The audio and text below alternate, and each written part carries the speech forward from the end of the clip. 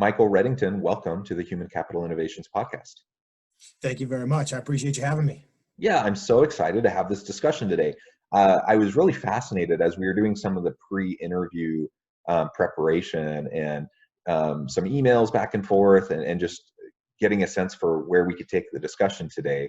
I was intrigued by your background and how it connects with the topic of listening. And so we're going to be talking about leading through listening in uncertain times today. And I think you will bring a really unique perspective to all of this.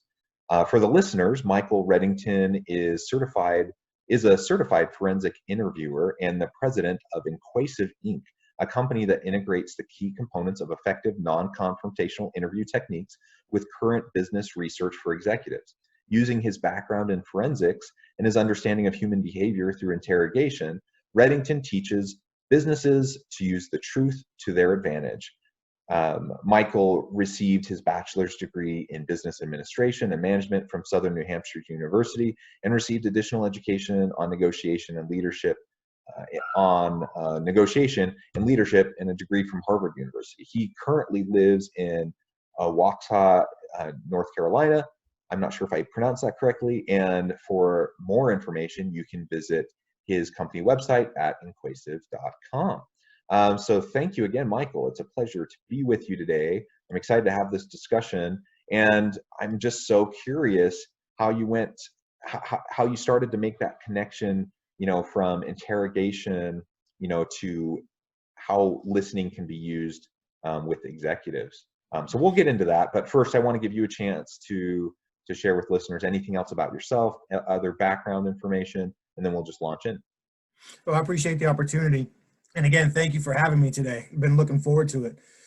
I would rather really focus on the conversation. So I'll just say briefly that I started Inquasive after creating the disciplined listening method. And I created the disciplined listening method by integrating research from across the spectrum of business communication with the core characteristics and traits of the world's best non-confrontational interview and interrogation techniques from both sides of the Atlantic. And what really, I guess, kicked off the passion for this for me was as I was traveling the world teaching non-confrontational interview and interrogation techniques, I started spending more time with executives that ran the organization than I was with the actual investigators that I was initially called to train. And in those conversations, I made two key realizations.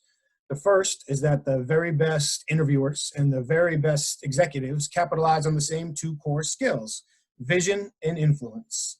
And on the flip side, the cognitive process that interrogation suspects experience as they truthfully commit to saying I did it is essentially identical to the cognitive processes that customers experience before committing to say I'll buy it and employees experience before committing to say I'll do it.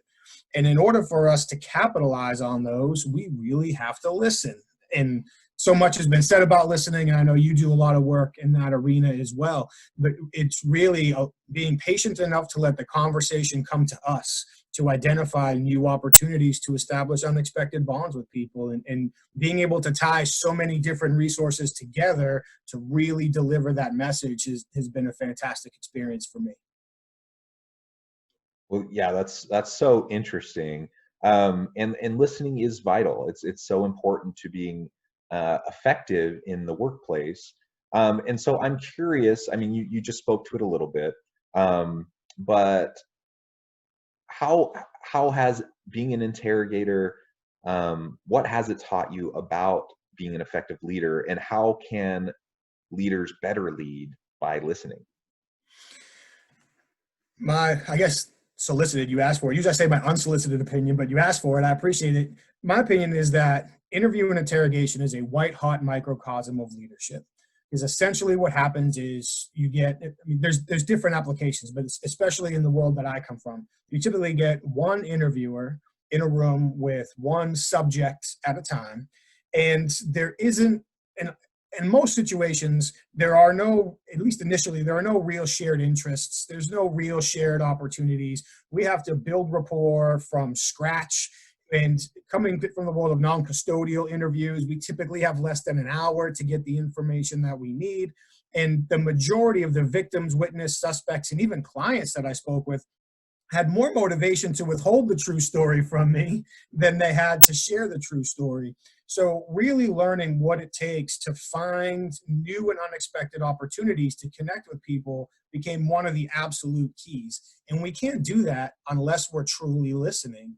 And there are so many barriers that we put up for ourselves when it comes to listening. For me, the most important part of listening is talking. Because if I'm talking to myself, I can't possibly be listening to everything you're saying and picking up on all the nuances and contextual value of the conversation. So really being able to put aside our expectations of value, to put aside our biases and assumptions, and go into every conversation with that learning mentality to allow the truth to take us where we need to go, and find a way to connect with people that likely got out of bed that day swearing they would never tell anybody what I need to know. Those lessons and those perspectives and techniques transition directly to conversations that leaders have every day. Yeah, and I mean, let's be clear, we're not advocating that a manager pulls the employee into the office in a dark room with the stereotypical like interrogation scene, right, where you got the light shining on their face and you're interrogating them and trying and making them sweat. That's not what we're talking about, and I suspect that stereotype isn't even accurate. What's portrayed in the media versus what you actually do as an interrogator, but that's certainly not what we're suggesting leaders do. But it's taking the principles of like how to be an effective interrogator and then applying that over into a workplace setting, so you can listen with intent. You can fully be there with the person that you're communicating with to understand not just what they're saying verbally, but all the nonverbal cues, all the little subtext and other elements that are going to be really important. And that is huge when I'm trying to better understand my people. I'm trying to understand their motivations. I'm trying to understand what drives them. I'm trying to understand the challenges they're facing. I'm trying to help them maximize their potential and recognize areas for improvement and performance. All of that happens through conversation, and that will only be enhanced through better active listening. And unfortunately, leaders often, they come in guns blazing. They just want to fix stuff. They start barking orders or telling people what to do, as opposed to like sitting back, listening, having that meaningful dialogue. And then through that process, you're empowering that person sitting, on the other side of the table from you or in the chair next to you. You're missing the opportunity to help them and empower them to work their way through the challenges they're facing, to feel valued, to feel heard, to feel safe, to feel that you are there for them. You miss out on all of that. So I think those are some of the areas we need to really be focusing on. I couldn't agree more. And first, let me validate your suspicion, and thank you for saying it. What makes for wonderful Hollywood drama typically does not work real well in real life. So I think people would be surprised if they had witnessed the conversations my former teammates and I had and how so successful. To double down on a few points that you made, all too often when leaders go into conversations, they value time over quality. It's because they have such a crunch on their day and they're just, they're facing all these pressures all the time. Typically, they look at their calendar and think, well, how can I get into and out of every conversation as quickly as possible? And because they're focused on getting into and out of, they end up taking a path which verifies their expectations, which may be right or wrong, and typically puts people on the defensive because they don't realize that their titles alone encourage people to withhold or massage information, because as a leader, you're the one who can get me in trouble. So I have to be careful with what I tell you.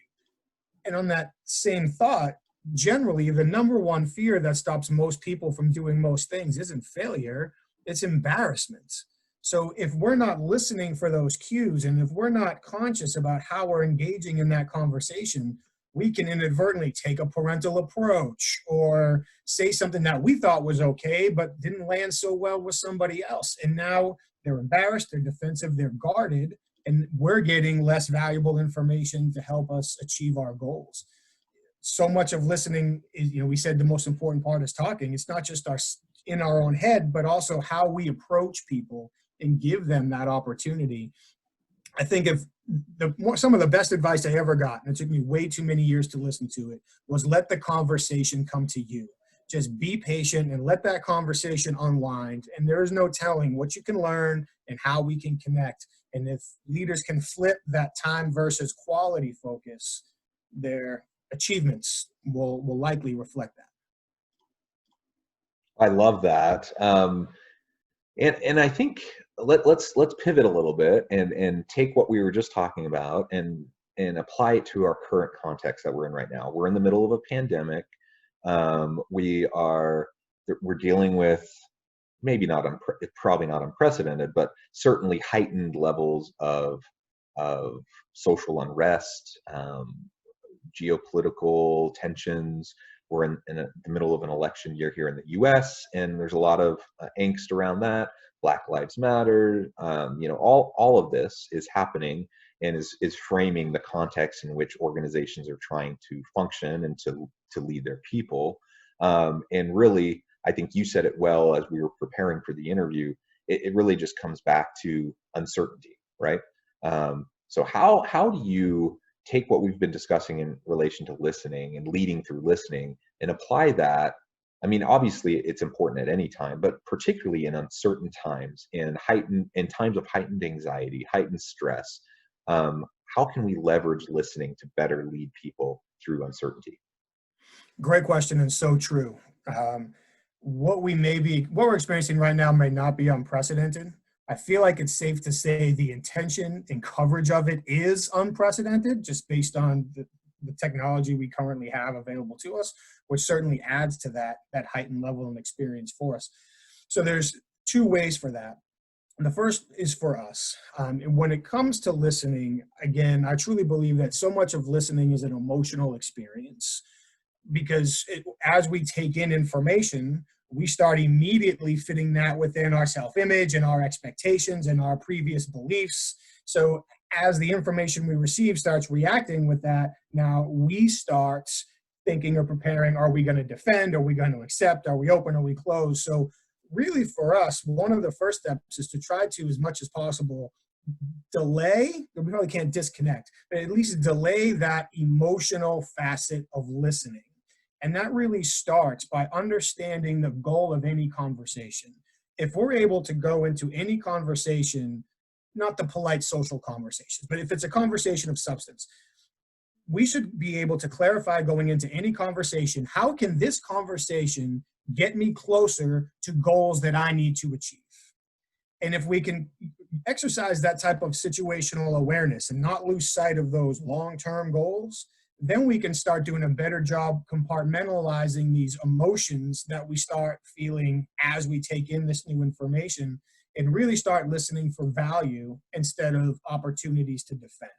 So that would be one thought for us.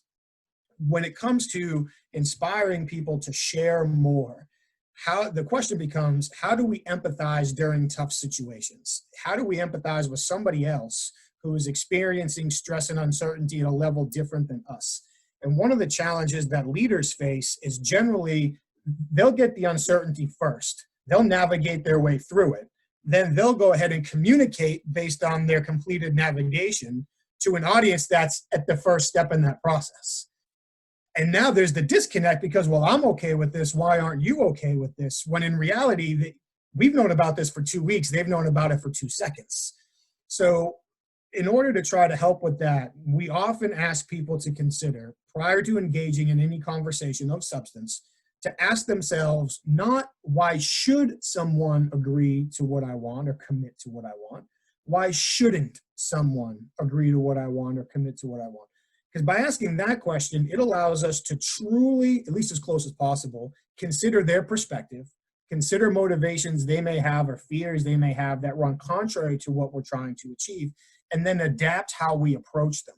Because if we can approach them in a way that helps them protect their self-image and doesn't put them on the defensive, then it gives them the opportunity to share the intelligence that we need. Now we compartmentalize our initial emotional response, stay focused on value and goals, and we could be off to a whole new series of opportunities that we previously wouldn't have had available. Yeah, great insights. And I completely agree. I think it's so important right now, amidst this kind of this heightened level of uncertainty and anxiety, for employers to, it's even more important for them to be good listeners, to not pass judgment, to not project their own assumptions. And the example you used about, us, if I'm a leader and I've known about information, I've already worked through it, and then I spring it on my people and expect them to just get to where I'm at immediately, that's just not how it works. But that's such a common approach, not necessarily a tactic or anything. It's just natural it's human nature, that we tend to do it that way. So unless we're aware that that's happening, and we're able to pause and take a step back and realize, oh wait, they're dealing with the same feelings, emotions, anxieties that I was dealing with 2 weeks ago, maybe even more, because they don't benefit from, a leader is in all those meetings, they have all the context, and the first time I share something with people that are on my team, they don't have all the context to understand it in, if I haven't communicated it all. And so it could even be worse for them. So I have to be able to show compassion and empathy, and that can only happen as we listen with intent to understand, not intent to project or to make assumptions or to fix, but just to understand and to support. And if we can do that, we're going to be in a better position to understand the real challenges that our people are facing, to help them to the extent possible that we're in a position to help, and at least just to allow them to feel heard in their anxiety, amidst the uncertainty. Even if we have nothing to offer by way of fixing their problem or empowering them or strengthening them, just the act of listening and helping them to feel heard and validated will be so important to helping them process and move forward. Couldn't agree more. Maybe sometime during this conversation we'll get to something we don't agree on, but I couldn't agree more. So often we don't stop to think that people view how we communicate with them as proof for how much we respect them. And that goes with the perceived time we spend, with the volume, speed, tone of voice, words, choice that we use, obviously the nonverbal indicators, all those things. But if we're rushing into or out of a conversation, if we throw our hands up and say we're not going to be able to help them, so what's the point? Or if we're annoyed because this is the 5th time in 2 weeks they've come to us with this, well, then clearly we haven't empathized enough to listen to not just what they're saying, but what are they really thinking and feeling, and how do we address that? And that really becomes the key of being able to put ourselves deep enough into their shoes where we can start addressing those issues so they do feel like there's been some sort of forward progress and connection. Yeah, absolutely. I'm also curious about your take on feedback.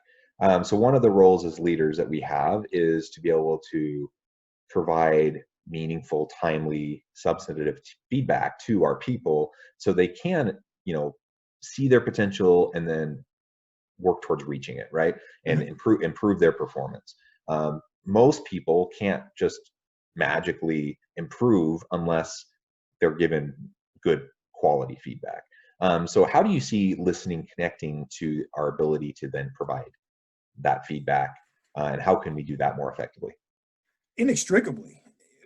Oftentimes when we go to give feedback, it's easy for us to think as leaders, well, we've got it all figured out.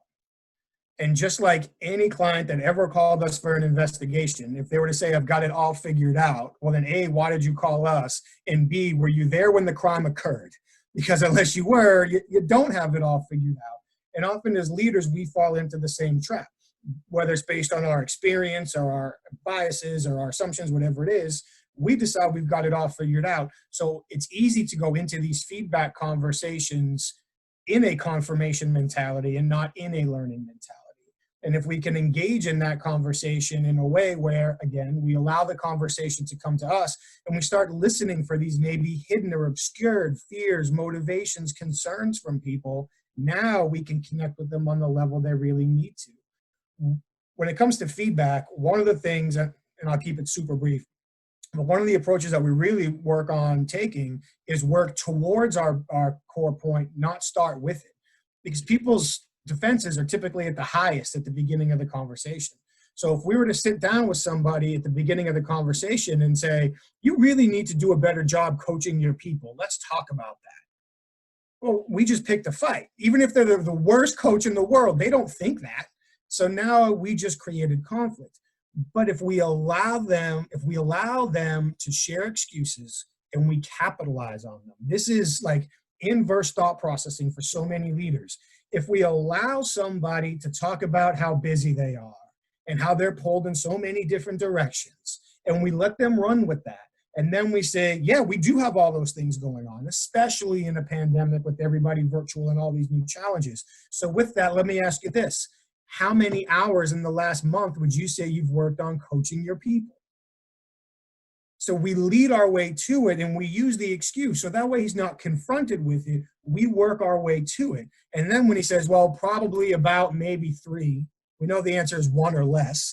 But instead of confronting him and saying that's not true, by him saying maybe probably about 3, we now know that he knows that it's not enough.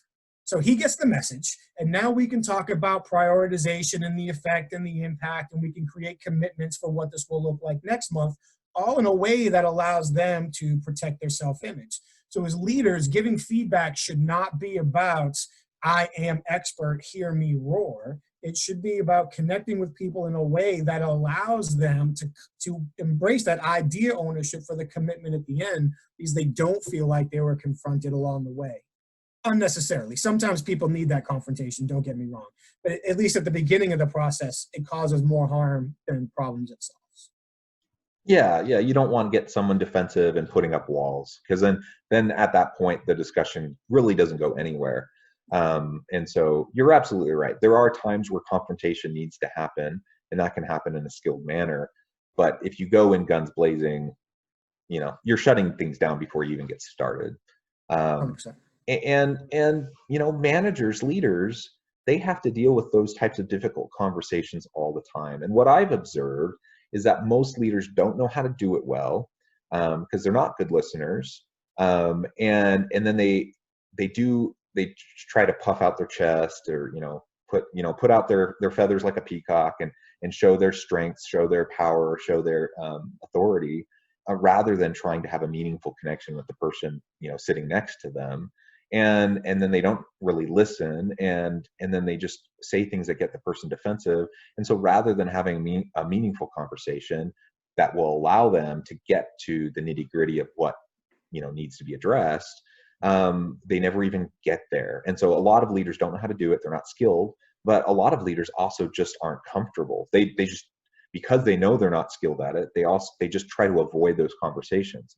And so they don't give feedback. It's not even a matter of giving effective or meaningful feedback. It's like they just don't even give any, because they actively try to avoid those types of situations. I think it also comes back to taking the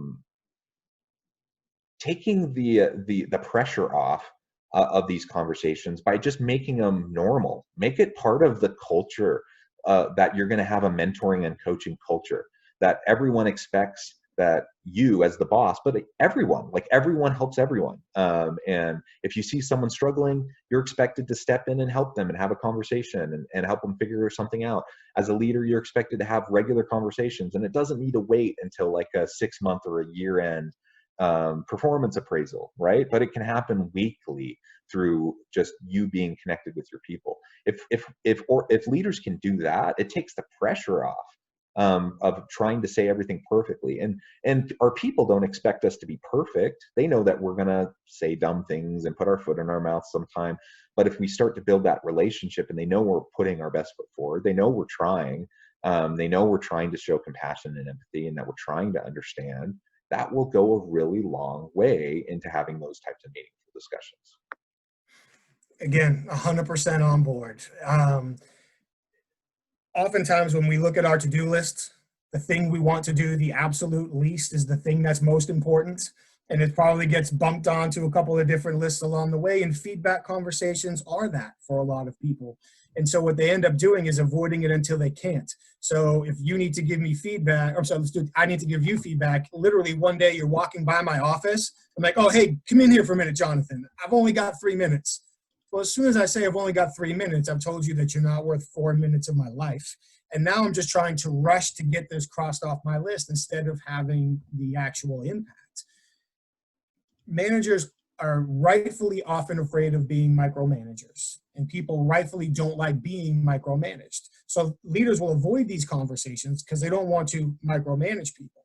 But then what happens is they become passive-aggressive micromanagers. I ignore you for 3 months, then I micromanage the hell out of you for a week and a half, and then I ignore you for 3 months again, which is even worse for their employees. To your point, if they make it a routine, now it's not micromanagement, it's a routine. And it becomes easier for them because they get more experience with it, less pressure on their people because it's just part of the routine. And it's micromanagement when we focus on the person. Jonathan, what you need to do, what you need to improve on, what you're missing, what you didn't hear, what you're not, that's micromanagement. But if we look at the scope of a project, or if we look at the scope of somebody's responsibilities, and we make a 3-month plan, knowing it's going to change when new things come up, but now every week we're reviewing the plan. Now it's not micromanagement, it's process updates, and we can collaborate on that. And it's a whole different experience for everybody involved. Yeah, yeah, absolutely, absolutely. Well, Michael, it has been a real pleasure. It's been a lot of fun talking with you today. We're about out of time. But before we part ways for this discussion, and perhaps I could have you on again sometime because we only scratched the surface and there's a lot more that we could go into. But before we part ways today, I want to give you the last word, and I want to give you a chance to share with the listeners how they can get connected with you, how they can find out more about your business, and perhaps reach out if they need assistance. I appreciate it. Thank you. To learn more about the seminars and advisory sessions we do on applying strategic, ethical persuasion skills for sales, human resources, leadership, executive conversations, they can find us at inquasive.com, INQUASIVE.com. If they're looking for me on social media, you can find me on LinkedIn at Michael Reddington, CFI. I've been begrudgingly dragged onto Twitter, but LinkedIn is really where they can find me. And my email is mreddington@inquasive.com as well. So I would be more than happy to answer any questions and connect with anyone who's enjoyed this conversation. Wonderful, wonderful. Well, thank you so much, Michael. It really has been a pleasure. I encourage my listeners to reach out, get connected, find out more about what Michael can do to do for you. And I hope everyone will take to heart what we've talked about today in terms of just thinking about how we can pause, be more intentional, more considerate, more present listeners as we're in conversations with those in our lives, whether that be in the workplace or at home or with friends, family, whatever. It will make for more meaningful relationships. As leaders, it will help us lead more effectively. I hope everyone will stay healthy and safe. I hope everyone can find meaning and purpose at work each and every day. And I hope everyone has a great week. Thank you.